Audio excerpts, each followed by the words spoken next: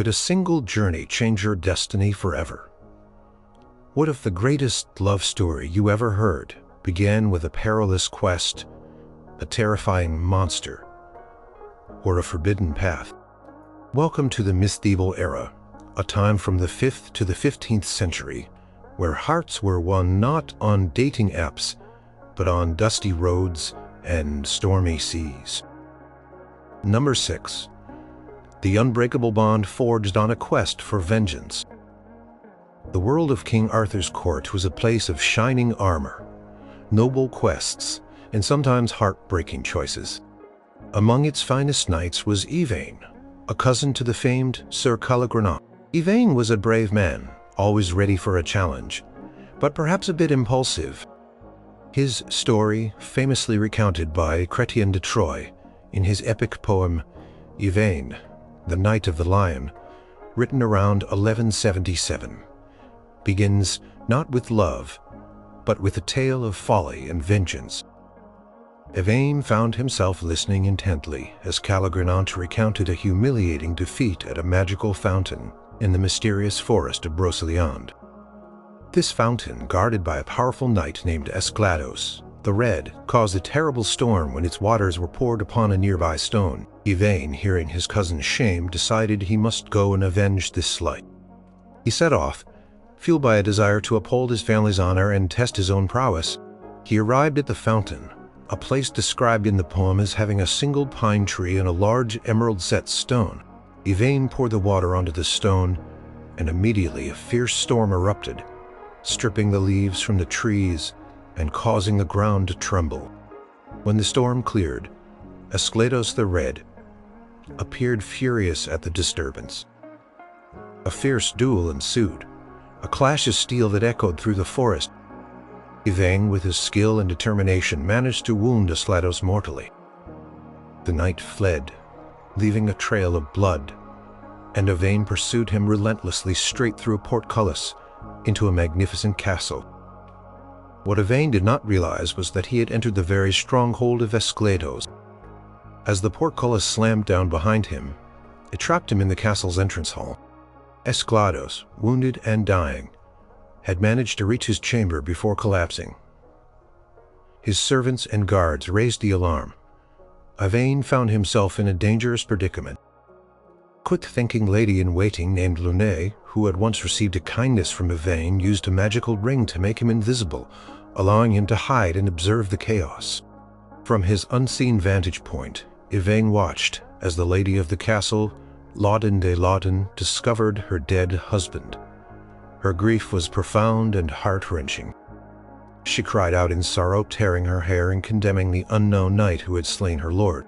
Yvain, hidden and invisible, saw her raw emotion, her beauty.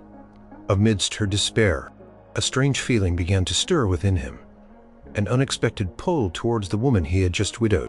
This was not a love born of gentle courtship, but of an intense, dramatic, and almost shocking encounter. Nicolette, a clever and loyal servant, saw an opportunity amidst the sorrow. She knew that Laudine's domain needed a strong lord to protect it, especially with the constant threat of King Arthur's knights. She subtly began to plant the idea in Laudine's mind that a new husband was needed, someone brave and strong enough to defend the fountain. She spoke of Yvain's prowess, carefully omitting that he was the very knight who had killed Esclados, at least at first.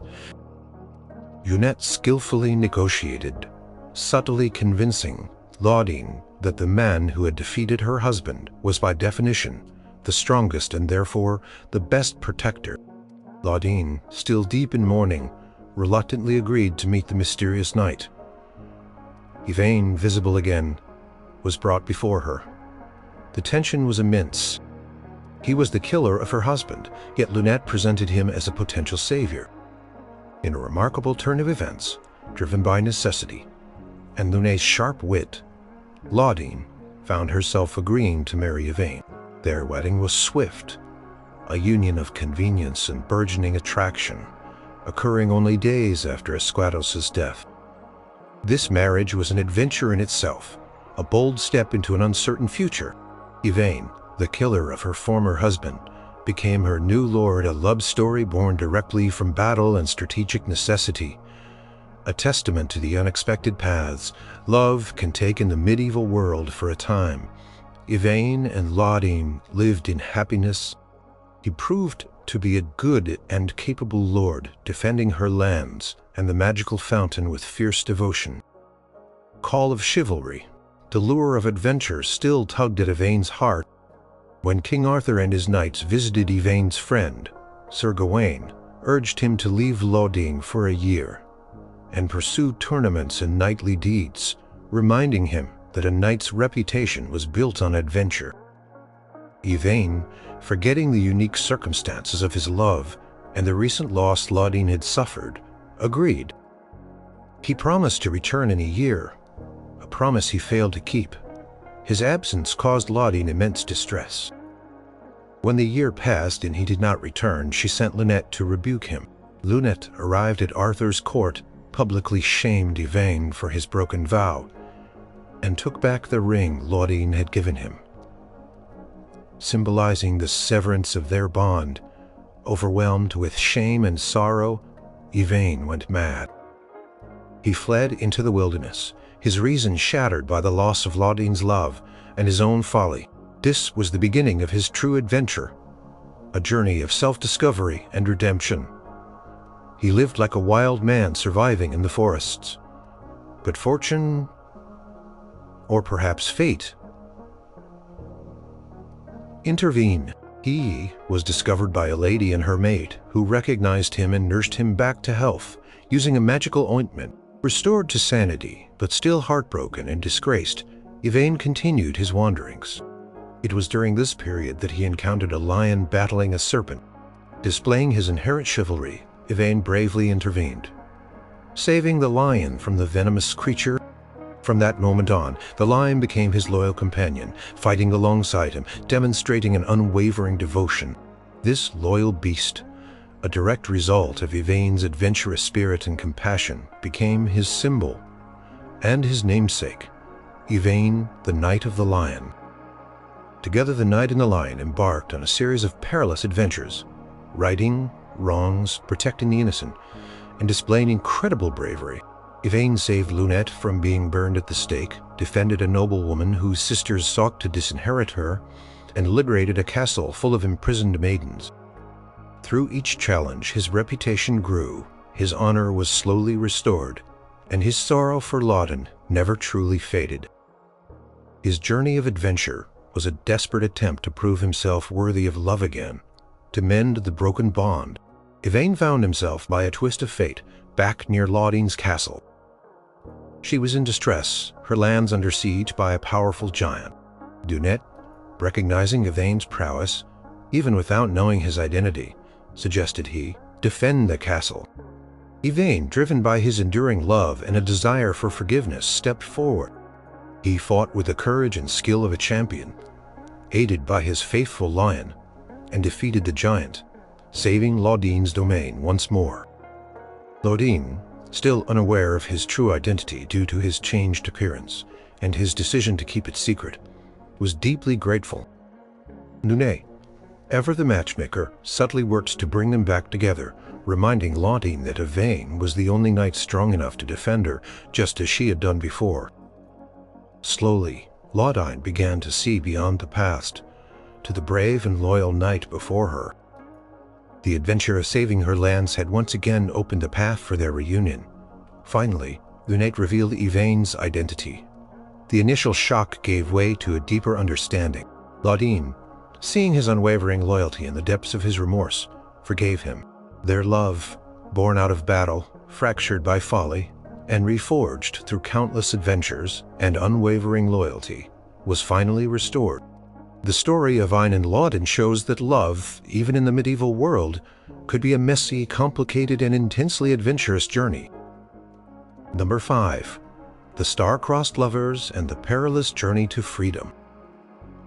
In the 12th century, a unique and charming tale, a chante fable, which means a sung story, swept through France. This was Aucassin and Nicolette, a story quite different from the chivalric romances of knights and noble ladies. It was about a young noble, Aucassin, and his intense forbidden love for Nicolette, a captured pagan slave girl. Their story is a journey of defiance, separation, and persistent adventure, all in the name of love. Aucassin was the son of Count Garin of Beaucaire. He was a handsome and gifted young man, but he cared for little beyond Nicolette. His parents, however, would not tolerate their son, an heir to a noble house, marrying a slave, especially one of unknown pagan origins.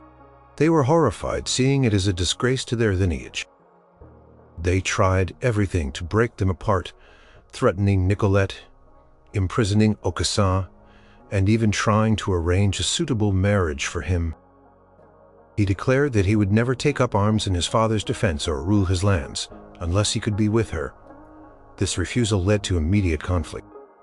His father, besieged by a rival lord, demanded Aucassin's help. Aucassin refused until his father promised him a chance to see Nicolette. Aucassin bravely fought and captured the enemy lord, but when he returned, his father reneged on the promise. Enraged and heartbroken, Aucassin was thrown into a dungeon. Meanwhile, Nicolette was being held in a tower, guarded carefully by her adoptive father, the Viscount. She feared for her life and for Aucassin. One night, using a rope made of bed sheets, she bravely escaped her tower prison. This was her first act of adventure, a bold leap into the unknown. She descended from the high window, her bare feet touching the ground outside the castle walls. She found Aucassin's prison cell and spoke to him through the cracks in the wall, their voices a tender whisper. In the dark, their conversation was filled with despair and longing. Nicolette, knowing she could not stay, vowed to flee further. She ran into the deep forest, a dangerous and wild place, preferring to risk her life among the beasts than to be separated from Aucassin. She built a small hut of branches and flowers, a secret refuge where she waited and hoped for a sign from her beloved Aucassin. Still imprisoned, yearned for Nicolette. His sorrow was immense. Eventually, his father, facing renewed attacks, released him once more, again on the condition that he fight. Aucassin, after a desperate battle, again demanded to see Nicolette. His father, weary of his son's stubbornness, reluctantly allowed him to search for her. Aucassin rode into the forest, not looking for game or glory, but for his beloved. He found a group of shepherds and, using a silver coin, convinced them to tell him if they had seen a beautiful girl. They told him of the fairy who had built a hut nearby. Aucassin's heart leapt with hope.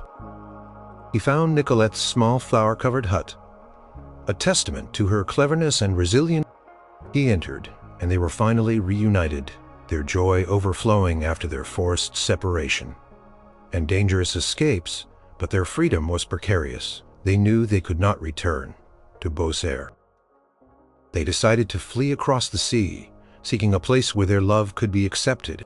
They found a ship and set sail, abandoning their familiar world for the unknown. Their journey was not without peril. A fierce storm struck their ship, blowing them far off course. They were shipwrecked on the shores of Torelore, a strange and whimsical land.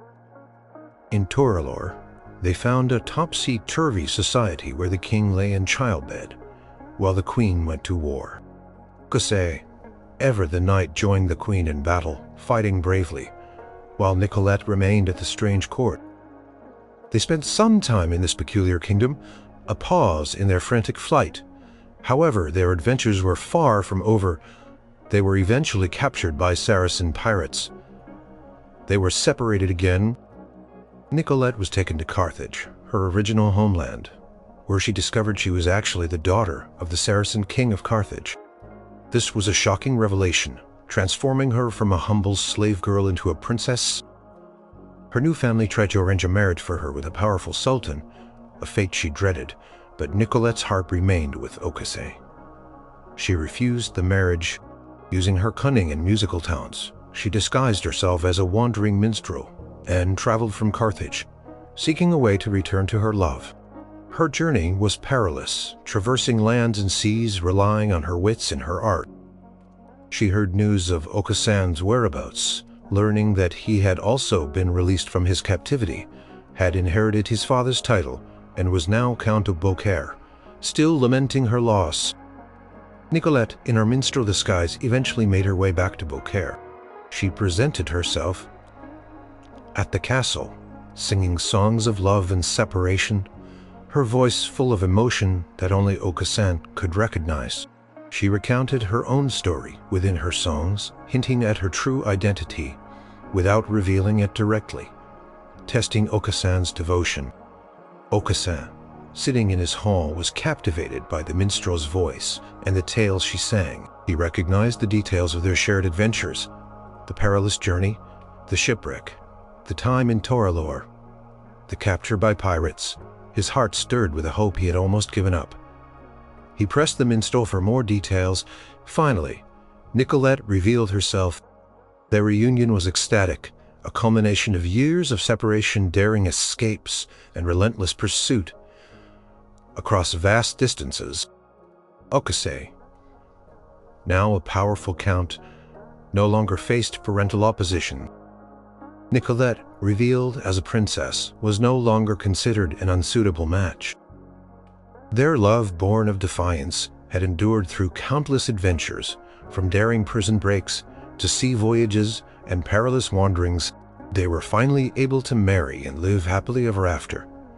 Their love, a testament to persistence and courage in the face of impossible odds. Number 4. The Knight's Honor and the Queen's Redemption. In the realm of King Arthur, where chivalry was a guiding star, there was a knight named Eric. His story, told by Chrétien de Troyes in Eric and Enid around 1170, is one of love found, then tested by adventure, and ultimately strengthened through shared trials. It begins not with a grand quest, but with a simple journey that changed Eric's life. One Easter morning, Eric was riding with Queen Guinevere and her ladies. They had ventured into the forest to hunt a white stag, a creature of immense beauty and legendary status. During their outing, a knight, accompanied by a lady and a dwarf, rudely insulted one of Guinevere's maidens.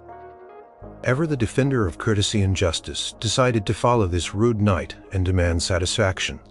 He rode alone, determined to uphold the honor of the queen. His pursuit led him to a town where a sparrow hawk contest was about to take place. The tradition was that the knight who won the contest had the right to declare his lady the most beautiful. Eric, without a lady to champion, felt a sudden urgency. He found lodging with a poor but noble family. The lord, an impoverished count, had a daughter named Enid. She was dressed simply, but her beauty was astounding, her grace unmatched. Eric was immediately captivated. He asked the count if he might champion Enid in the sparrow hawk contest. The count, surprised and delighted, agreed. Eric, without any armor, borrowed an old rusty set from a count and went to the contest. He challenged the rude knight he had followed, who turned out to be Sir Hyder, a formidable opponent. After a fierce and lengthy battle, Eric defeated Hyder, claiming the sparrow hawk and declaring Enid the most beautiful lady. This act of courage and his immediate affection for Enid solidified their bond. Eric, without delay, took Enid to Arthur's court and married her. Their love was sudden, passionate, and sealed by adventure. After their marriage, Eric, deeply in love with Enid, neglected his knightly duties. He spent all his time with her, abandoning tournaments and quests. This caused whispers at court. People began to say Eric had become recreant, meaning lazy and lacking in knightly spirit. Enid, though she loved him deeply, overheard these whispers and was pained by the damage to his reputation. One morning she tearfully expressed her concern, unintentionally revealing that she was aware of the rumors.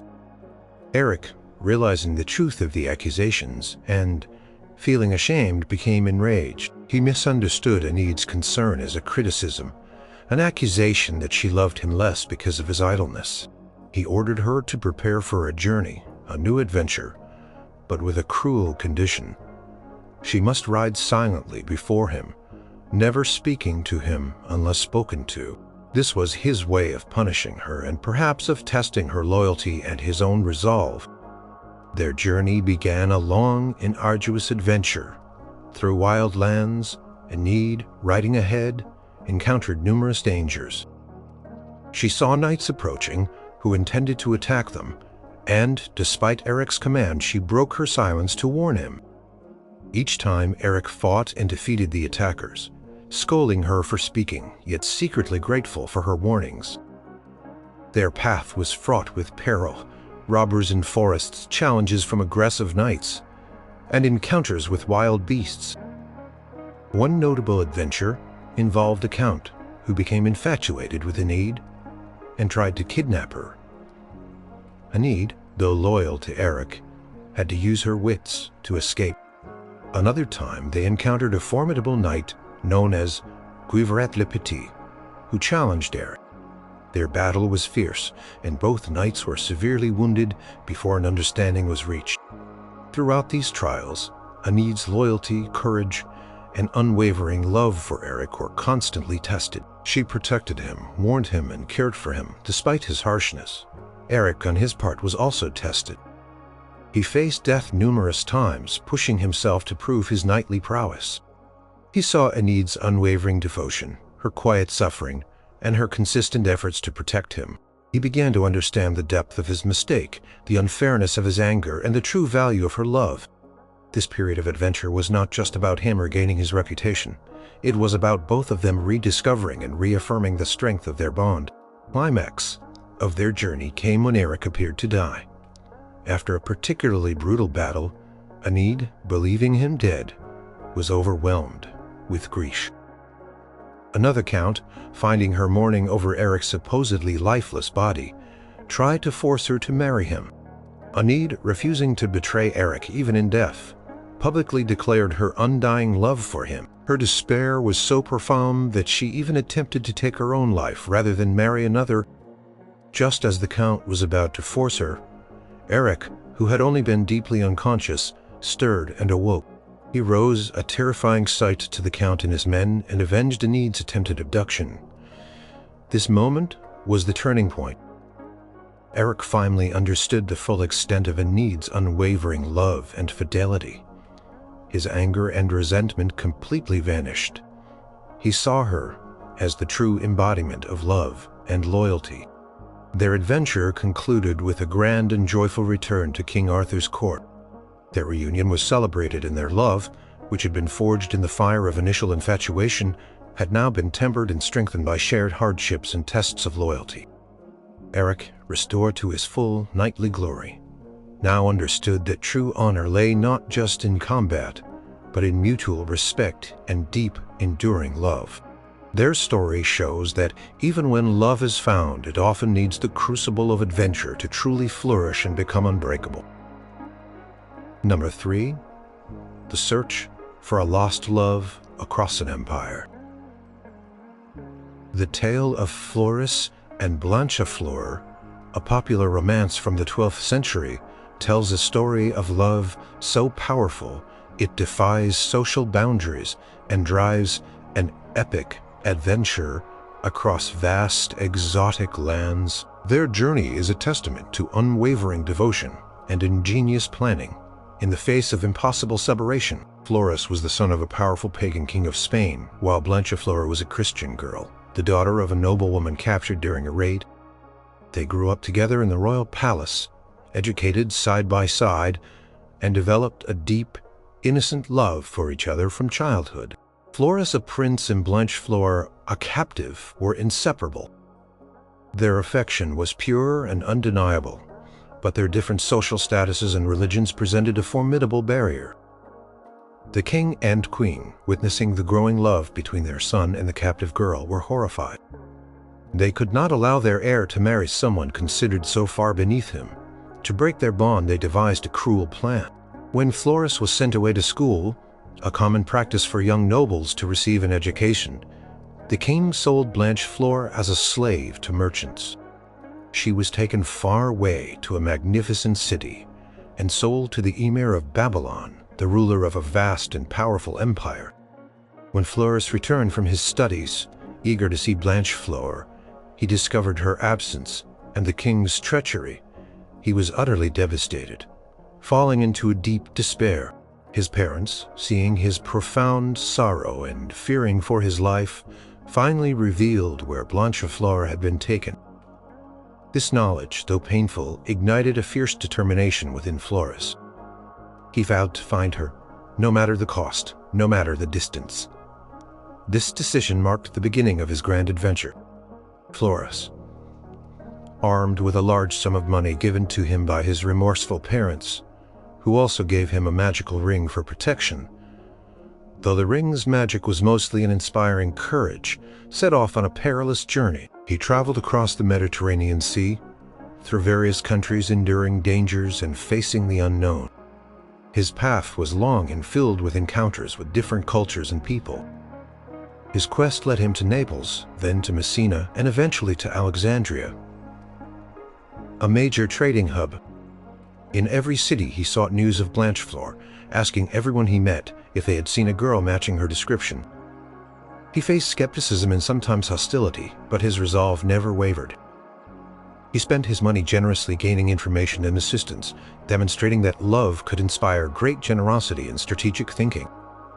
Floris finally learned that Blanchefleur had indeed been sold to the Emir of Babylon, a ruler famous for his vast and opulent palace, which contained a hidden tower, a true marvel of engineering.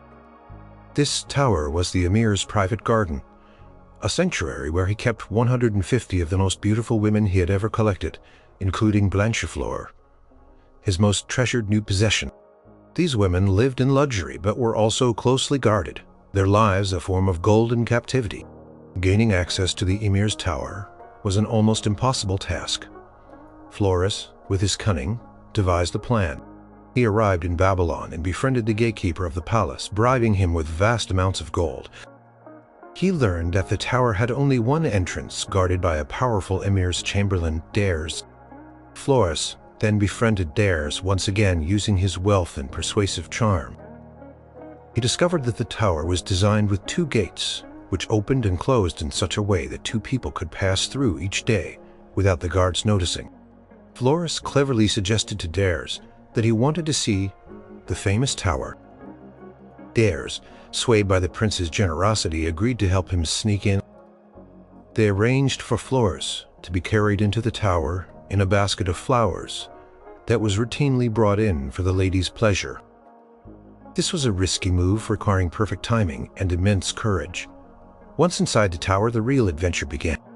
Floris was placed in a chamber where he hoped to find Blanchefleur. However, he soon realized he was in the wrong room. He was in a chamber with another beautiful lady who surprisingly helped him. She agreed to swap places with Blanchefleur during the night, so Floris could secretly enter Blanchefleur's room. This act of kindness from a rival for the Emir's attention highlights the moral complexity of the situation. Finally, Floris found himself in Blanchefleur's chamber. Their reunion was tearful and joyous, a moment of pure bliss after such a long and harrowing separation. They spent the night together, reveling in their rediscovered love. However, their secret was eventually discovered. The Emir, during his morning inspection of his prized possessions, found them together. His rage was immense. He ordered their immediate execution. Floris and Blanchefleur were brought before the Emir and his court, condemned to death. In a desperate plea, they each offered to die for the other, demonstrating the depth of their love. Floris held up his magical ring, ready to take his own life rather than see Blanchefleur suffer. This display of self-sacrificing love, combined with their incredible beauty and the sheer romance of their story, moved the hearts of the courtiers, and even the Emir himself. The Emir, impressed by their devotion and realizing the impossibility of truly separating such a powerful love, decided to pardon them. In a surprising turn, he even converted to Christianity, in some versions of the story, and after some debate allowed Floris to marry Blanchefleur. Their adventure culminated not in death, but in a victorious union. Floris and Blanchefleur returned to Spain, where Floris inherited his father's kingdom. Blanchefleur became his queen. Their story, filled with daring escapes, treacherous journeys, and ingenious schemes, proves that the most epic adventures can be driven by the simple, enduring power of love, breaking down societal barriers and uniting hearts across vast distances. Number 2. The Knight, the Fairy Queen, and the Oath of Secrecy. Marie de France, one of the earliest known female French poets, wrote her Laïs in the late 12th century. Among them, the tale of Lanval stands out. It is a story of a knight, neglected and alone, who finds a magical love through a chance encounter in the wilderness, a love that comes with an oath of secrecy and leads to a grand adventure of loyalty and redemption. Lanval was a knight of King Arthur's Round Table, renowned for his courage and chivalry. However, despite his virtues, he was overlooked by King Arthur. King gave land and riches to all his other knights, but Lanval received nothing. This neglect made Lanval feel isolated and disheartened. He rode out of the royal city of Carduel, weary and alone, seeking solace in the countryside. His path led him to a vast meadow beside a clear river, a place where fate would intervene. As he rested beneath a tree, two beautiful maidens approached him. They were elegantly dressed and spoke to him with courtesy, telling him that their lady wished to speak with him. Lanval, curious and intrigued by their beauty and their mysterious message, followed them. They led him to a magnificent tent, richer and more splendid than any he had ever seen, even those belonging to kings. Inside, on a bed draped in rich purple silk, lay a lady of astonishing beauty, more radiant than any woman he had ever encountered. This was a fairy queen, though her true nature was not immediately revealed to him. The fairy queen greeted Lanval with kindness. She revealed that she had traveled from a far-off land specifically to meet him, drawn by his good reputation and noble character.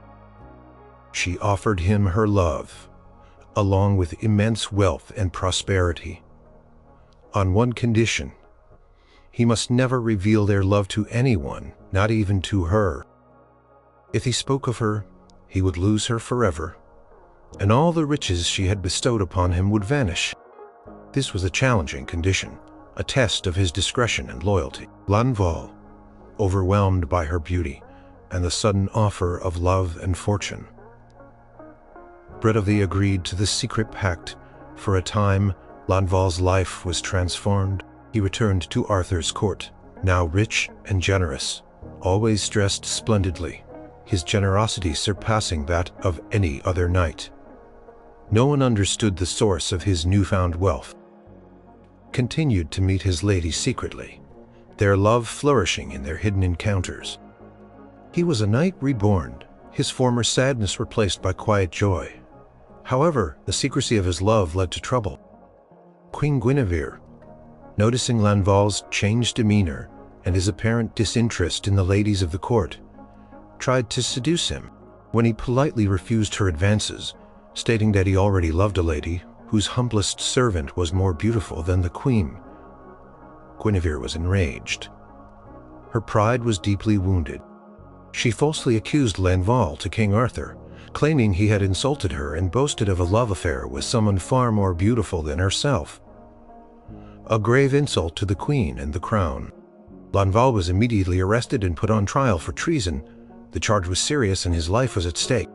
He was in a terrible predicament.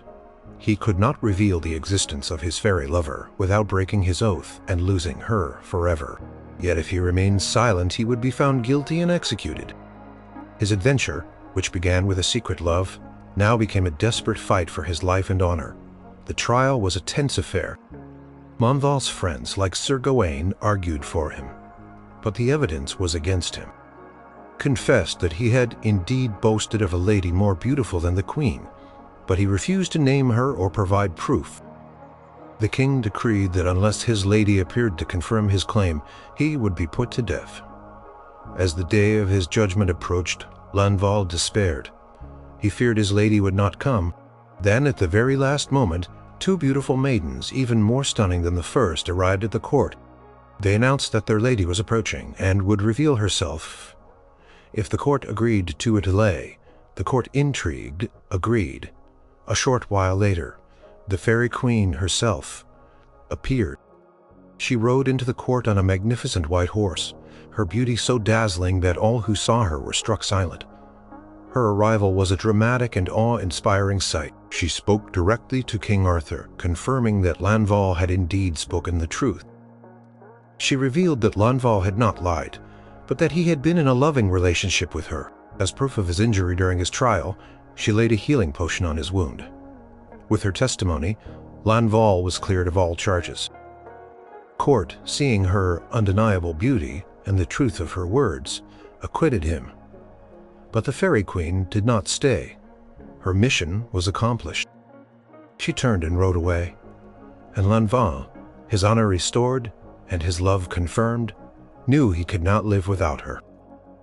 Without a word, he leaped onto her horse behind her, and together they rode away from Arthur's court, disappearing into the mystical land of Avalon, a legendary island of eternal youth and beauty. Lanval was never seen again in a human world. He found eternal happiness and love with his Fairy Queen, his adventure a testament to the allure of the unknown, the power of a forbidden love, and the extraordinary lengths to which destiny can lead a knight. His story shows that love found through mystical encounters and upheld through trials can lead to a fantastical escape from the ordinary world. Number 1. The Magic Ocean, the Sea Voyage, and the Fateful Journey. The tale of Tristan and Isolde is one of the most enduring and tragic love stories of the Middle Ages. Famous across Europe, it's a powerful saga of destiny betrayal, and a love so strong it overcomes all obstacles, even death. This legendary romance, famously adapted by Gottfried von Strasbourg in his unfinished epic poem around 1210, begins with a perilous sea voyage and a fateful misunderstanding. Tristan was the brave and loyal nephew of King Mark of Cornwall. He was a skilled knight musician and hunter, renowned for his courage and intelligence. When King Mark's kingdom was terrorized by the Irish knight, Morholt, who demanded tribute, Tristan bravely stepped forward to fight him.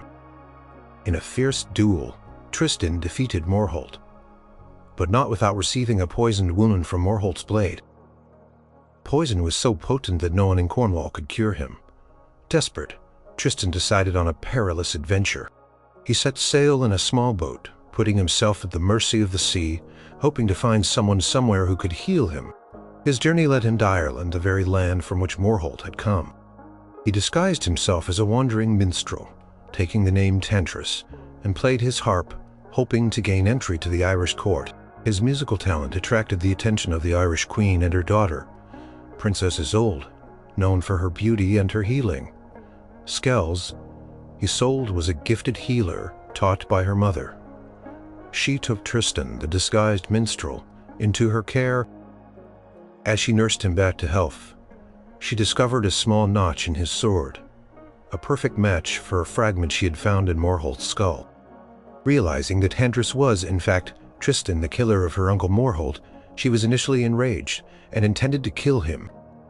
However, his helplessness, his noble demeanor, and perhaps a nascent, unspoken admiration softened her heart. She chose to save his life. Tristan, now healed, returned to Cornwall. Cornish nobles, envious of Tristan's influence over King Mark, pressured the king to marry and produce an heir, hoping to displace Tristan. They suggested that Mark marry Isolde, the Irish princess, a union that would also bring peace between the warring kingdoms of Cornwall and Ireland. King Mark, swayed by their counsel, agreed to the proposal. Tristan, despite the complex history with Isolde, and a growing complicated feeling toward her honor-bound, volunteered to sail to Ireland and formally ask for Isolde's hand on behalf of his uncle. This was a monumental adventure, not just a journey across the sea, but a voyage into a destiny he could not foresee. The voyage from Ireland to Cornwall was to change their lives forever. Isolde's mother, the Queen of Ireland, worried about her daughter's uncertain future in a foreign land, prepared a powerful love potion. She entrusted it to Brangin Isolde, Laudine, with strict instructions. The potion was to be given only to King Mark and Isolde. On their wedding night, ensuring an unbreakable love intervened. During the journey, the ship grew hot and the sea was calm. Brangin, either through a terrible mistake or an act of sheer dramatic irony, fetched the wrong flask. Instead of wine, she poured them the love potion. Tristan and Isolde drank it together, unaware of its potent magic. The potion's effect was immediate and overwhelming. Powerful, consuming love surged through their veins, binding them together with an irresistible force. This was not a gentle affection, but an absolute, all-encompassing passion that defied all logic, duty, and consequence. They were consumed by a love born of magic and circumstance, a love found directly through this fateful adventure on the high seas. The rest of their lives became a desperate struggle against the constraints of society and duty. Isolde married King Mark, becoming Queen of Cornwall, but her heart belonged to Tristan. Their love was a secret, forbidden affair, an adventure of deception and daring rendezvous. They met in secret gardens, in hidden glades, risking everything for fleeting moments together. Brunjan, out of loyalty and despair, helped them maintain their secret at great personal risk. Their illicit love was constantly threatened by suspicion and discovery. Jealous courtiers, particularly the treacherous dwarf Frosin, repeatedly tried to expose them to King Mark. Tristan and Isolde were forced to use their wits and cunning, employing various tricks and deceptions to maintain their innocence. One famous incident involved Isolde swearing on a holy relic that she had never been in any man's arms except King Mark and a poor pilgrim, Tristan, in disguise. This clever wordplay, though technically true, was a masterful evasion. Despite their efforts, their affair was eventually discovered or became undeniable. King Mark, heartbroken and enraged by the betrayal of his nephew and his queen, banished Tristan from Cornwall. This was a severe punishment, tearing the lovers apart. Tristan wandered in exile, constantly yearning for Isolde, and she in turn pined for him within the confines of the court. Tristan, unable to bear the separation, found his way to Brittany, where he married another Isolde, Isoldinus and a mistaken hope that she might ease his suffering, but his heart remained loyal to the first Isolde. He never consummated his marriage, his devotion to the Queen of Cornwall, unbroken by distance or new relationships. Their story reached its tragic climax when Tristan was wounded by a poisoned spear, reminiscent of his first injury. He sent for Isolde, the only one who could heal him, asking his messenger to hoist a white sail if she was on board, and a black sail if she was not. His wife, Isolde of the White Hands, out of jealousy, lied to him, telling him the sail was black, when it was in fact white. Believing Isolde had not come, Tristan died of despair in his poisoned wound. When Isolde arrived and found him dead, she collapsed beside him and died of a broken heart. Their love, born from a magical potion on a sea voyage, led them through a lifetime of dangerous adventures, clandestine meetings, betrayals, and heartbreaking separations. The story of Tristan and Isolde remains a powerful testament to a love that, though tragic, was absolute and utterly defined by the adventures they shared and endured.